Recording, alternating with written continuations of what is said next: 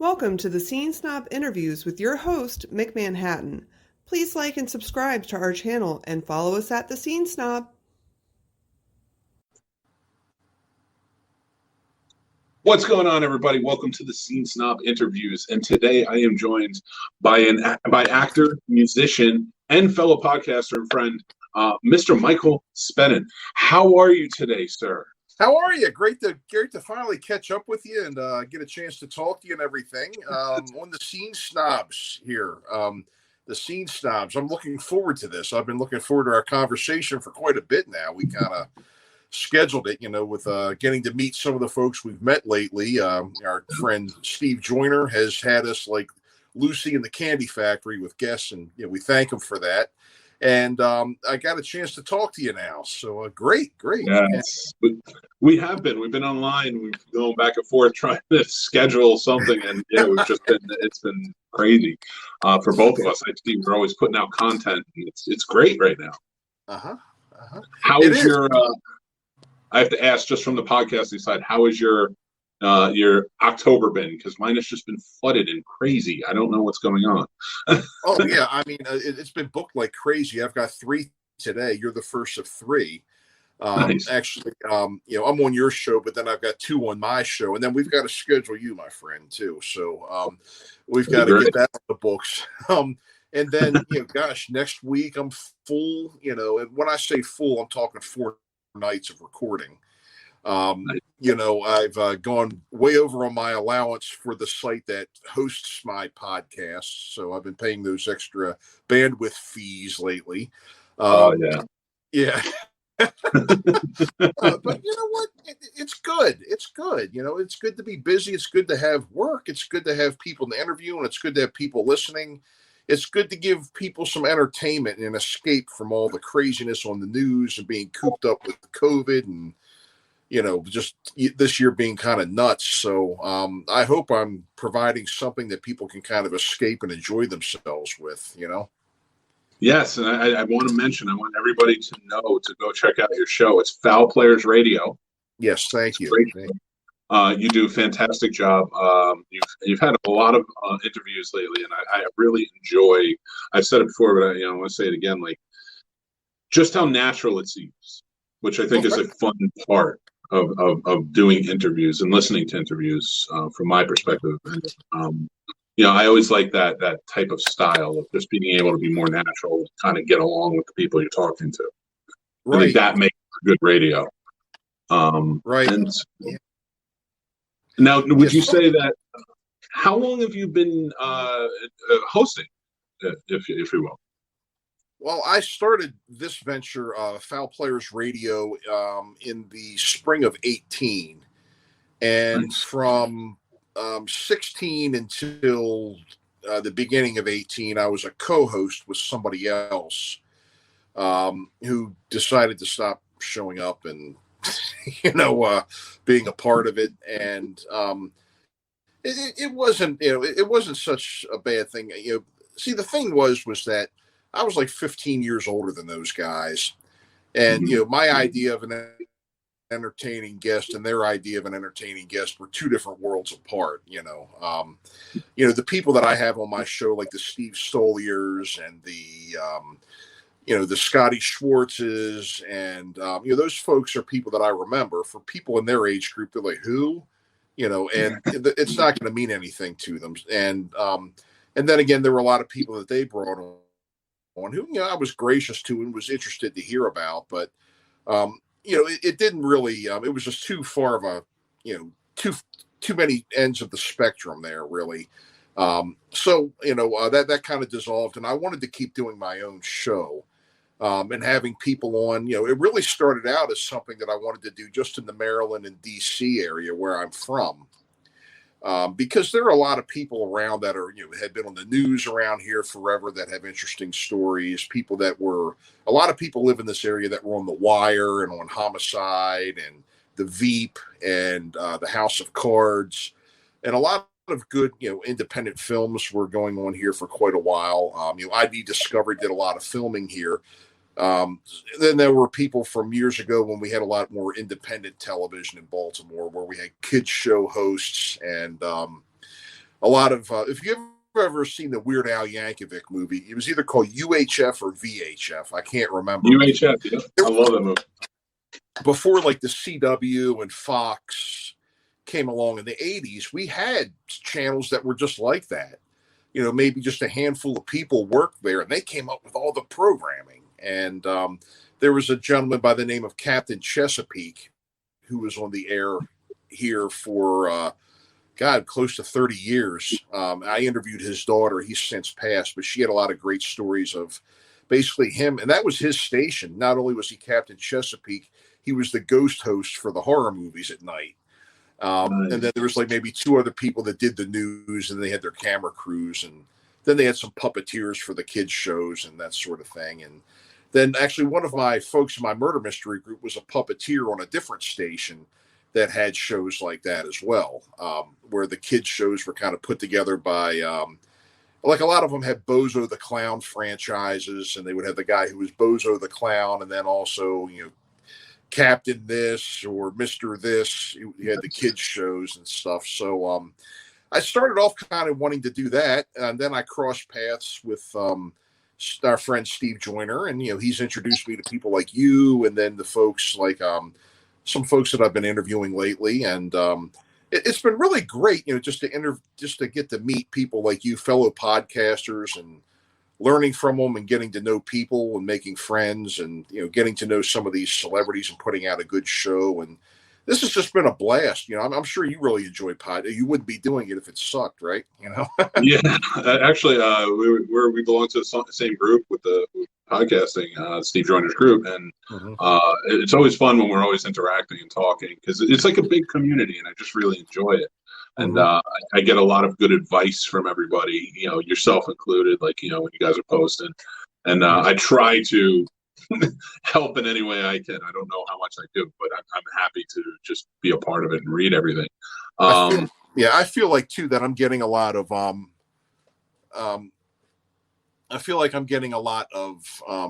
you know, advice from other people that are a little more experienced at it, and know a little bit more about you know, the platforms to put it on, how to get listeners, and how to get your show a little more well known. You know, that's been a big help to me. And you know, it's been really great, and everybody's just been very helpful and very kind and very friendly, and nobody looks at you like, you idiot, you don't know how to do that. You know, they'll take you aside and show you how to do things. And yeah. Well, now you're an actor. You run your own murder mystery group. I do, yeah. You've been on shows like Gotham. You've been on shows Unbreakable Kimmy Schmidt, and more. I mean, man, you got a pretty cool resume from everything I'm reading.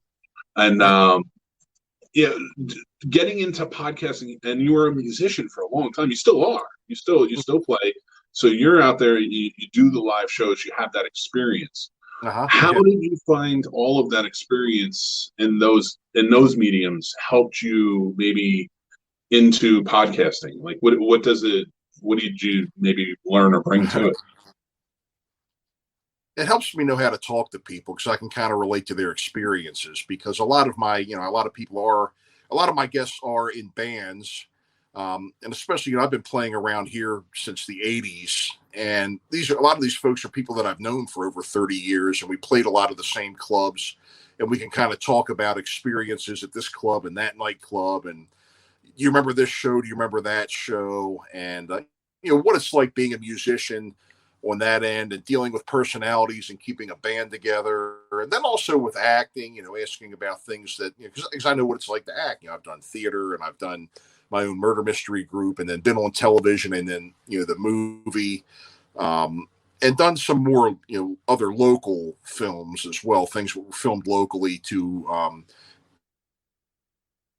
they weren't in theaters coast to coast or anything like that. They were kind of like things that went right to DVD, but just, you know, having similar experiences and knowing how to talk to people is really, you know, that's how it's really helped me make a podcast, because I'm not like completely in the dark when it comes to what kinds of questions to ask and what kinds of experiences people would like to talk about. Nice. Well, so you know, I love that.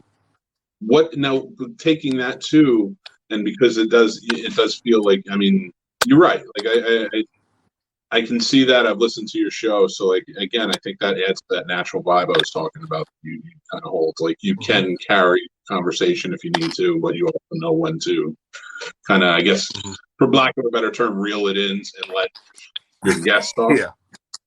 Right. Now, I have, well, go ahead. I wanted to associate. Okay, I wanted to associate it a little. Oh, sorry. I think we were stepping on each other. Sorry about that. Yeah. I just need to know when to shut up sometimes. That's all right. Well, no, I wanted to associate it with the murder mystery because you do a lot with that. You do a lot of interaction with guests, I'm sure. Oh, yeah. And kind of guiding them along. I would love to know your experience there and just if you can explain a little bit more about how that works. Okay, yeah, our murder mystery shows, I bought my murder mystery company from a gentleman by the name of Herb Otter. He ran Otter Productions, for about 25 years or so. And then he decided he wanted to go do some other things, and he sold me the company. Actually, he sold half of it to me and half of it to another actress by the name of Jill Redding. You might know Jill as Dolores the barmaid from The Wire in season 2. The lady said, "Quit pulling out your, you know what, in here." So she got a couple of the venues, and I got a couple of the venues, and I did learn because I was a member of the troupe for about 2 seasons before Herb decided that he wanted to go do other things, and you really do get to learn because the shows are all improv. We have a storyline, but we don't have scripts. And the thing is, we know what works and what doesn't work. So we've done a lot of these shows numerous times. We're out there, and we normally do these on boats, like river boats with a big paddle in the back where you go on and have an evening dinner cruise, and we're the entertainment, or on a train, like the Western Maryland Scenic Railroad. And there's other trains we've done it on. Sometimes we do corporate events, or we did a Christmas party for a company last year, and we did a fundraiser, like a fundraising gala for, it was an organization called Chesapeake Feline Association that they help stray animals, and they help place animals in homes, and so those things, we were breaking the fourth wall constantly. And the thing is like, there's not really a stage. When we go out and start performing, we're talking to each other across tables, and we're working the room back and forth. And we're keeping ourselves parallel and everything. But people call out all the time, especially when they've had a few drinks in them. And we're always having to sometimes we have to kind of deflect that. Sometimes if somebody, if one person comes out, and sometimes they have an aside like, "Oh my God, what am I going to do about this situation?" And they have to say, "Well, geez." Or sometimes, I'm usually the cop. And if there's a costume change or something that has to take place off stage, I come out and I banter with the folks. I say, "Has anybody seen anything strange lately? Is there anything that you've noticed? Anything that I need to be aware of?" And they'll raise their hands and they'll say, "Oh, well, I saw him do this and he said this." Or sometimes they say something that, like, "No way did it happen." I'm like, "What show are you watching, lady?" We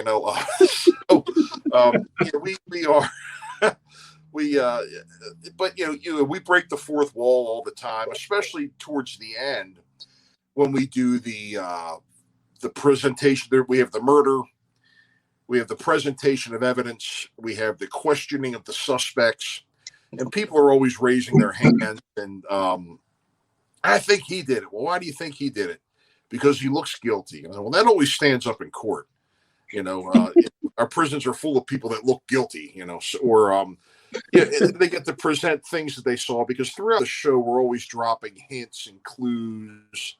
And, people, if you're paying it, and people take their programs and unfold them, and they're writing notes, and they've got all these diagrams written here, and this, and they have like this person's name, and they have like copious notes under that. It's amazing as serious as some of these people take it. But we're always breaking the fourth wall. Sometimes you got to be quick because sometimes people will try to zing in. You can zing them back. You don't want to take it too far and really upset somebody, but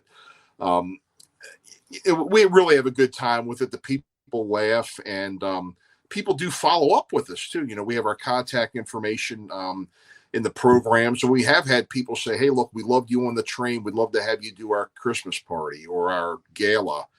Or we saw you here and we'd love to have you come here. Or would you like to come do our venue? So it's been something that's been wonderful. And I have got to say I've been blessed with the people I've had with me. A lot of the people that were with, Otter Productions stayed on. And then I was able to bring in some more folks because I got some new rooms. And these were people that I had done theater with or done some filming with. And I have to say, I've just been very, very lucky to not have problems with anybody. Everybody gets along well. Everybody works hard for me. They take pride in what they're doing. And I have to say, it's been a blessing. And that's what I named my podcast after. Our troupe is called the Fowl Players of Perryville. And it's spelled F-O-W-L because Perryville is the town I live in Maryland. It's in Cecil County, and it's on the Susquehanna River. And the Susquehanna River leads right out to the bay. And we're known for our various types of waterfowl. We have osprey and bald eagle and herons and I guess a zillion types of ducks and geese and loons and coots and everything else along the river. So we named it the Fowl Players of Perryville, and then Fowl Players Radio is where I got the podcast name. And and we also did Polar Express last year on the Western Maryland Scenic Railroad. That was 5 weekends, and that was a crazy schedule. That was about 10 shows a weekend and a cast of about 40. But we had a lot of fun, and that turned out to be successful. Unfortunately, COVID put the nip on that this year, but hey, there's always next year, right? I know, it's a shame too, because stuff like that. I've been fortunate enough to get to a couple of murder mystery dinners, and they're so much fun. And I can tell just by the way you're describing it, you're definitely one of the fun ones because it's that enthusiasm. You have to have that enthusiasm behind any type of live performance, I think. And just the way you talk about it. It's always a silly scenario. It's always an absurd death.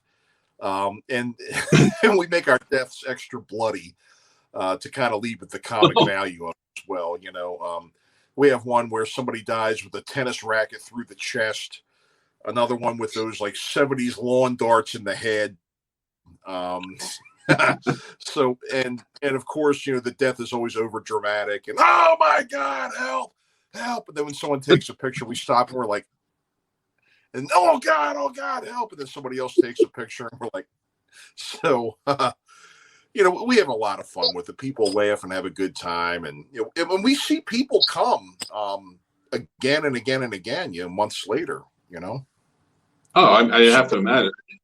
I don't know why not. It's a fun event to get out to. Dinner and a show, and we enjoy talking to folks too, Oh, I can imagine. Because you're always going to meet all walks of life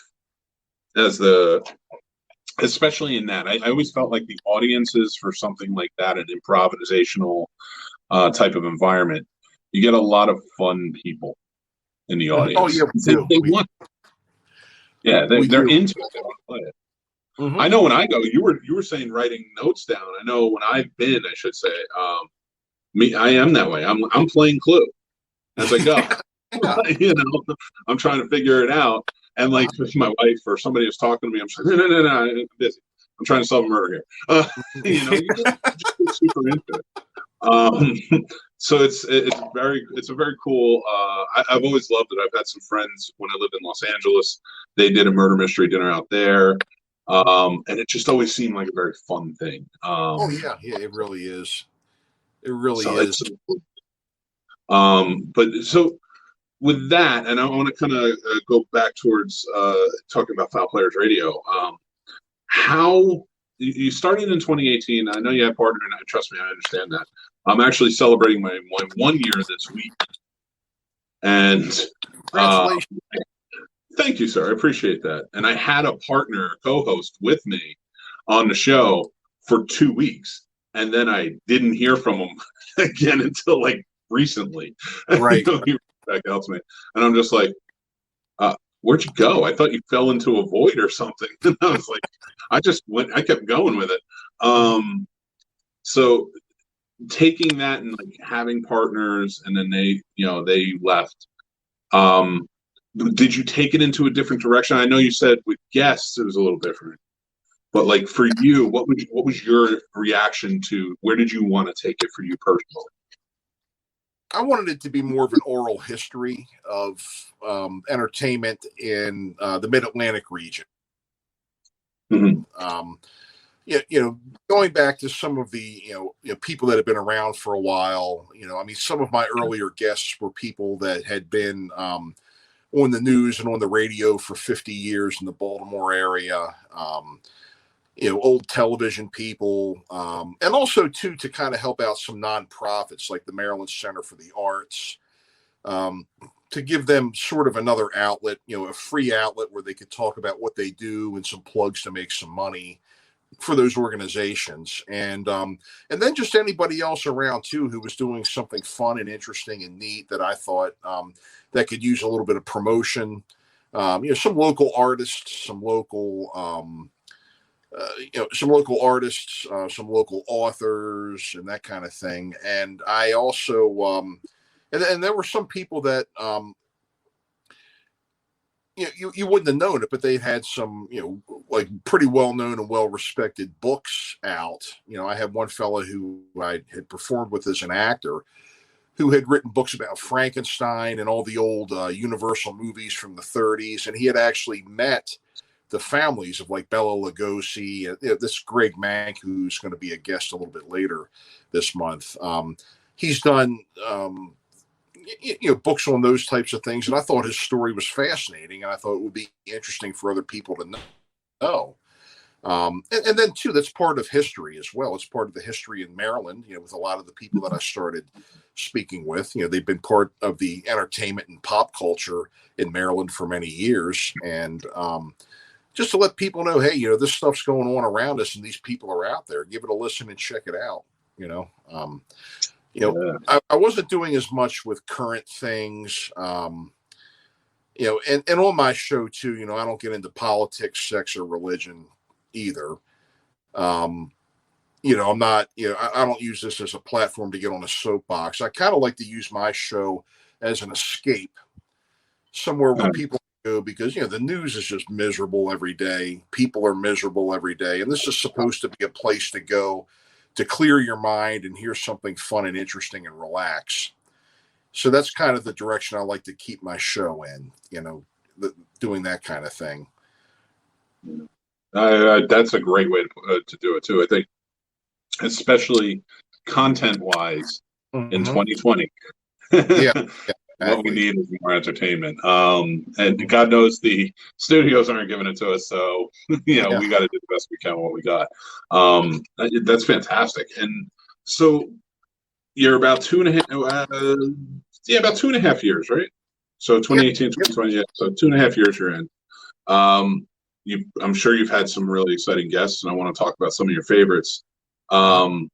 So what for you, like going forward though, like is there any, I know with Steve, like his guests are kind of all over the country. Have you expanded that cultural reach, I should say, outside of Baltimore with the show now? Because and you're trying to keep the same the same theme, if you will, but like are you reaching out more for outside of Baltimore area? Yeah, I have been a little bit, because I have professional management. In 2018, I guess pretty much around the time I started my new podcast, Fowl Players Radio, I was also signed by CPM Talent Management out of New Jersey, and they're in Philly and New York. And so I've had my manager send me some fellow people that are in the same agency as me, as guests, and a lot of them are based in New York or Philadelphia. And then I've met some people on Facebook. I just happen to be looking at people you may know. And sometimes you get that feed on Facebook, people you may know. And I see actors and comedians, and if they look like they're funny or interesting, or a filmmaker, and I'll look up IMDb, and if it looks like their movies are good or something, I will, just say, hey, how are you? I'm a podcaster. If you'd like to talk about your movies or something, let me know, and I'll have you on. And I've met some other people from other parts of the country doing that. A fellow by the name of DeWitt Jones, who's a director from Atlanta. And God, that interview went on for a long time because I think we were in the same age group and we liked a lot of the same things. As far as like the same types of movies and the same types of music. And we had a lot of the same opinions on movies and music over the years. So that ended up being a really good guest. And then, there's been some other people that I know that have, that did live here at one time. And I knew them as an entertainer here, but they've moved on to other parts of the country. So I've had them on as well. So, yeah, it has been, not only, through the people I've met with Steve, but, just doing my own research and looking around and networking and mingling and, saying hello and reaching out. I have expanded my, my guest base, outside of the original area that I had intended. Nice. Some of, I don't want to say favorites because I think we all enjoy, like everybody who comes on the show, there's always a personal experience, but maybe some interviews you've had or guests that kind of stood out to you or gave you well, Larry Hankin was a hoot. I really liked him because, I watched so much of his things when I was growing up. Or in my early 20s and everything. And I also really like Jack O'Halloran. He was a great one. He played Non in Superman, mostly Superman 2. He was in Superman 1 for a little bit, but he had a lot more time in 2. And let me see, gosh, I've had, I've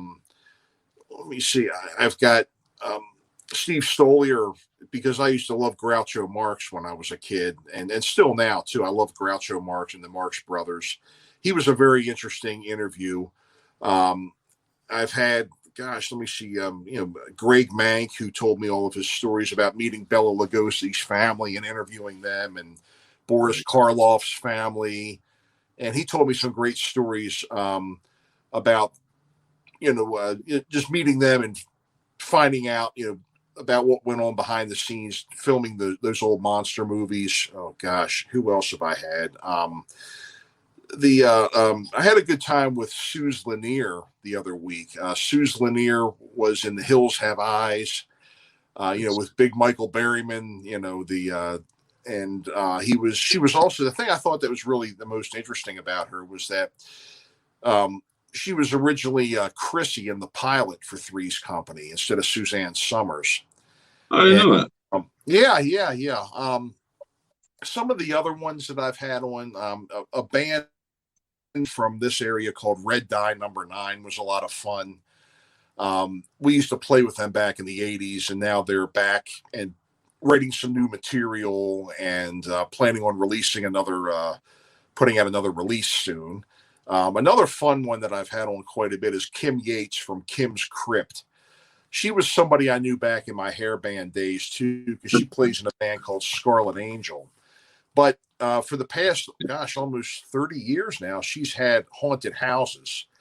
And they've started from doing them in her house all the way to having a place in Pennsylvania, in Spring Grove, Pennsylvania, 62 acres, 6 attractions.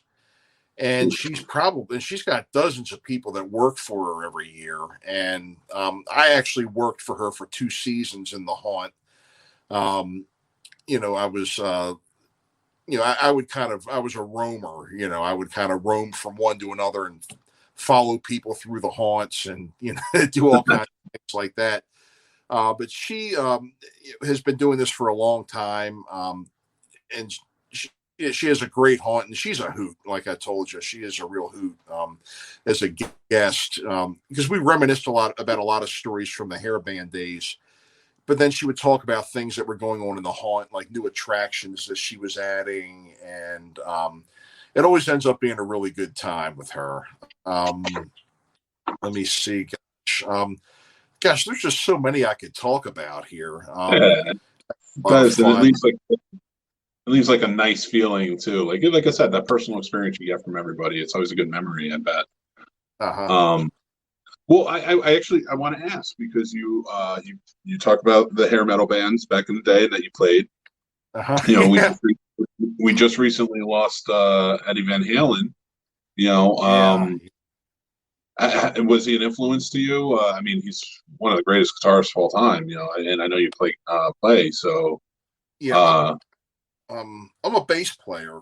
In the bass bands I was in, I was a bass player, and I do play acoustic guitar, but I'm not a lead player. Of course, I always loved Van Halen. You know, I didn't really. It didn't matter to me. Some people are particular; they're either Sam guys or Dave guys. I liked them both. You know, I thought both of them. Yeah. You know, when either one of them was in the band, they both put out quality material. Now, whether the band should have stayed named Van Halen after Roth left because of the change in sound is a debate. But I loved both versions of that band, you know, both the Sammy and the Dave stuff. And, you know, that was like my 7th grade, you know, when MTV first came out. Actually, when I was in 8th, MTV first came out in '81. And we used to watch all the videos, and we used to love the Van Halen videos because a lot of them were from a live concert in Oakland that they would put on there, like Unchained and So This Is Love. And we always thought that was cool watching Van Halen videos back then. Van Halen didn't really influence my songwriting or anything that we wrote in those days, but they were definitely somebody that I always used to love to listen to. Mm-hmm. Well, that's, and that's what I wanted to ask, because I always like to, you know, just see, like, as a musician. I'm not a musician, in no way, shape, or form. I love music, of course, just like everybody, but I hold no musical talent whatsoever. So it's nice to talk to musicians and kind of get that feel. Like, I know for me, having been a filmmaker and doing this, and, you know, there's a lot of inspiration there in the world of movies. For me, when I go back to, but that's why I do when I talk to musical minds. I like to see how everybody feels, like, you know, about certain things. Like, I love Van Halen, but I can't talk about them in a way of, well, you know, in a professional way. You know what I mean? Right.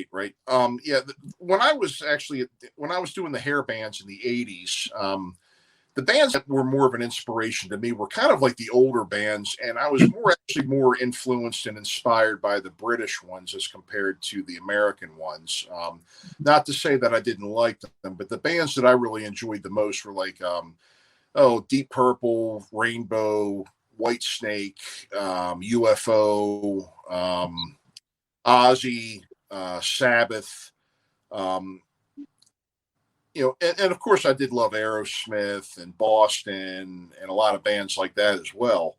But those are the ones that kind of inspired me. Now, after '89, and '89 is kind of when the hair band movements started running out of gas. And LA was almost dead. You know, there were some articles that came out in some magazines just saying, you know, the LA hairband movement is dead. You know, record companies weren't signing them anymore. And the next thing hadn't quite happened yet. There was kind of the rise of the funk metal bands like the Primus and the Red Hot Chili Peppers. They really started to kind of take center stage. And then Seattle hadn't quite come into the mainstream yet, even though even though their music was starting to get around, like the Nirvanas and the Stone Temple Pilots and Mother Love Bone and the bands like that. I wasn't really particularly into the Seattle stuff. The band that I was in after the hair bands, we were kind of like a cross between the Cult and the Cure, sort of a little Bowie-ish, a little bit of Bauhaus in there. And that was the band that I think I was the most successful with. We were called Orange Seed Parade, and we wore a whole lot of black and a whole lot of black makeup, and our hair had a whole lot of black dye in it. And yeah, we were kind of gothic looking. And, you know, we had a good album that we put out that I was always proud of. And we had some pretty interesting stories. You know, we were supposed to film an episode of a local cable TV show, like a local cable show, was it Cable Access or something? And we go down for the filming of the show, and the bar that we played in was called The Rage. It was in downtown Baltimore, and it was right around the corner from The Block. And I don't know if you've ever heard of The Block, but The Block is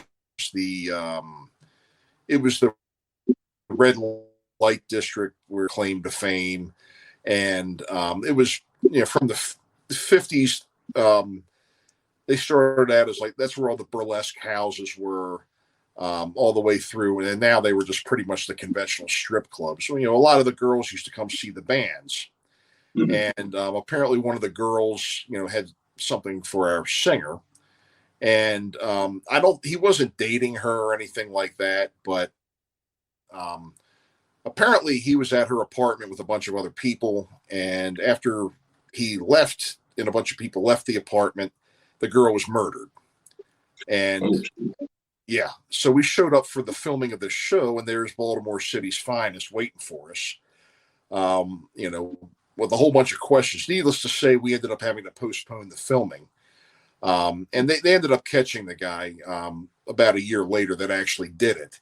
But we all had to go to the police station and get questioned. And, you know, I had nothing to do with that, but they were asking us if we were like satanic, and because we wore all the black, and we, yeah. And, you know, you guys are kind of gloom and doom. Are you guys Satanists and all that? I was like, no. Look, I said, look, I'm a business major. This sells. I'm trying to make money, you know. And I said, and you can call me a poser. You can call me whatever you want.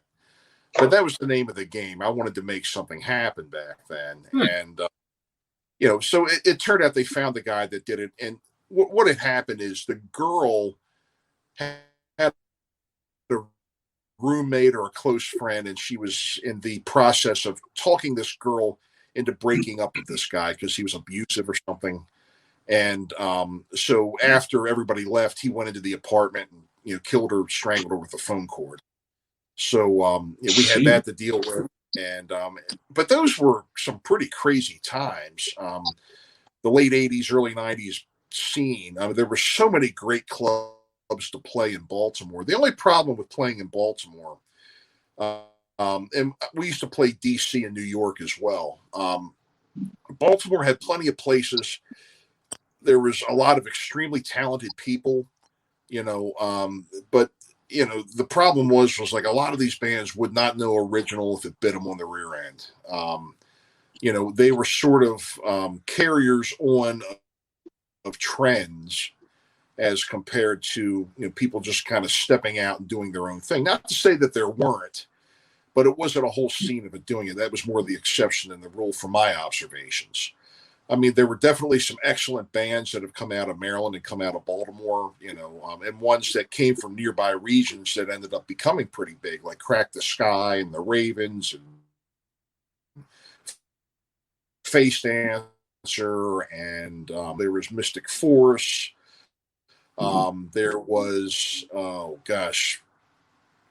what's the fella's name? I'm drawing a blank here, but there were people that did get record contracts and get signed and, you know, do fairly well.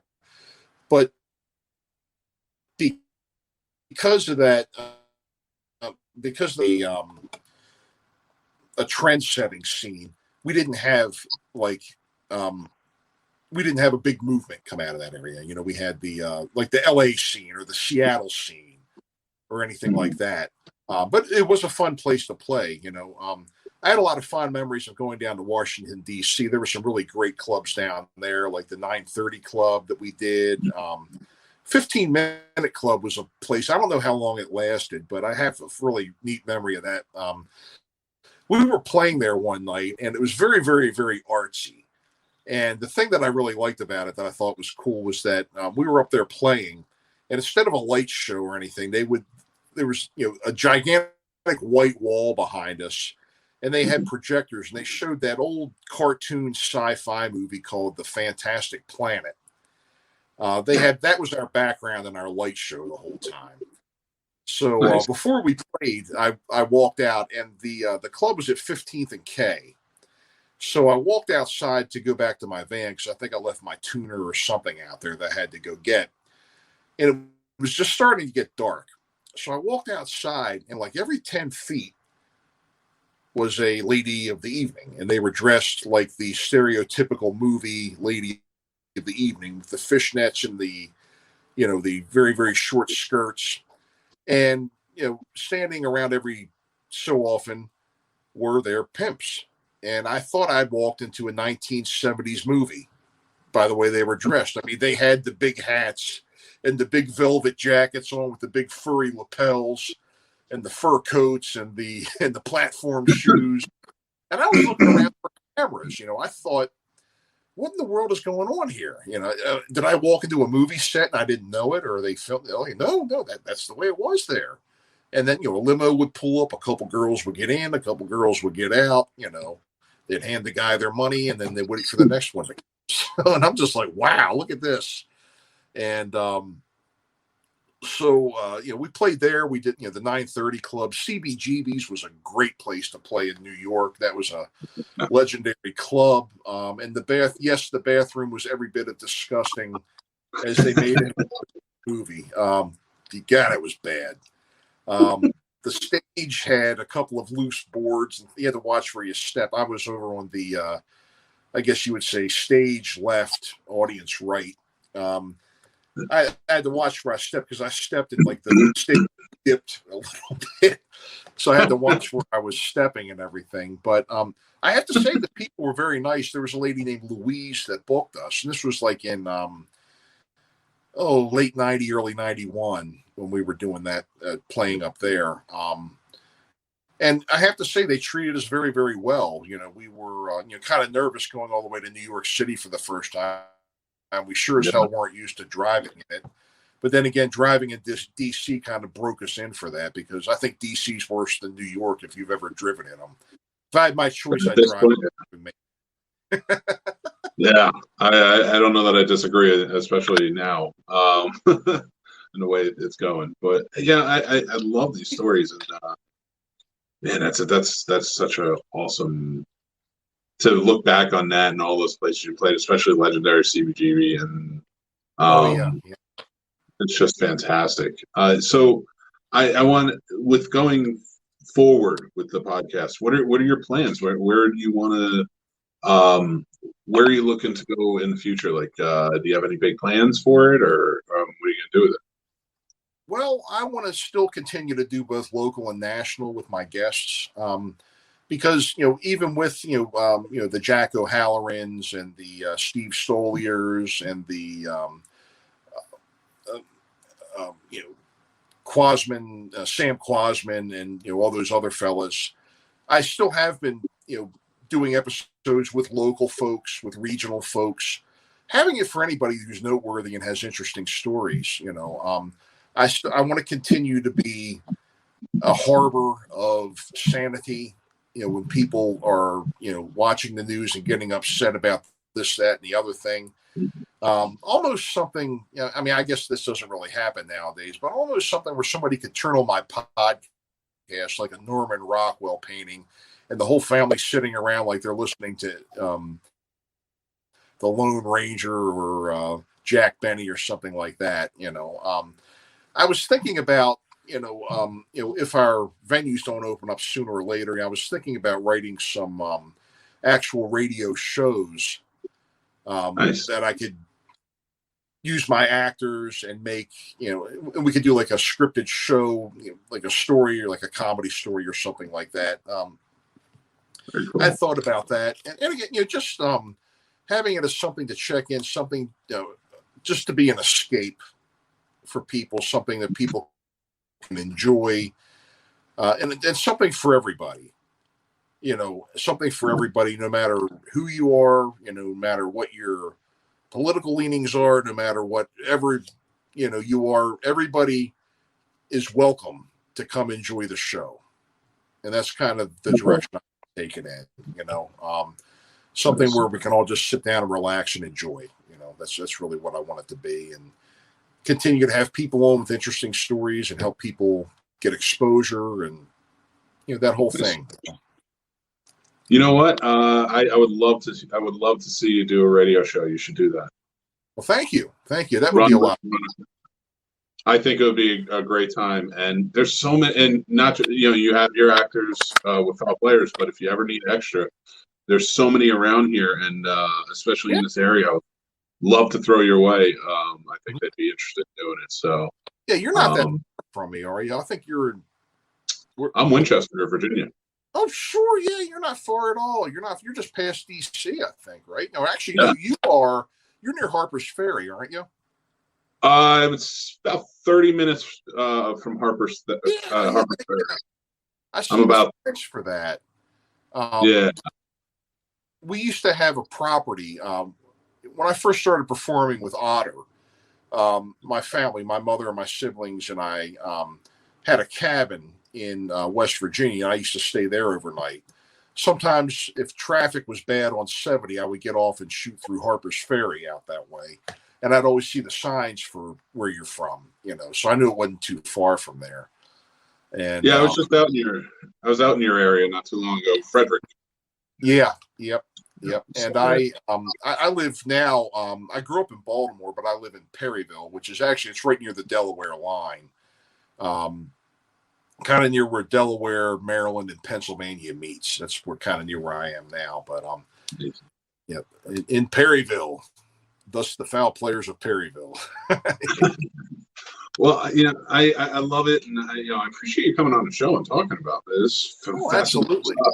I really enjoyed your stories, and I wish you continued success with your show. Like I said, it's a good show, and everything. And we're gonna have all the links and such down in the description below. But is there anything that you want to promote coming up right now, or your social media or anything going forward?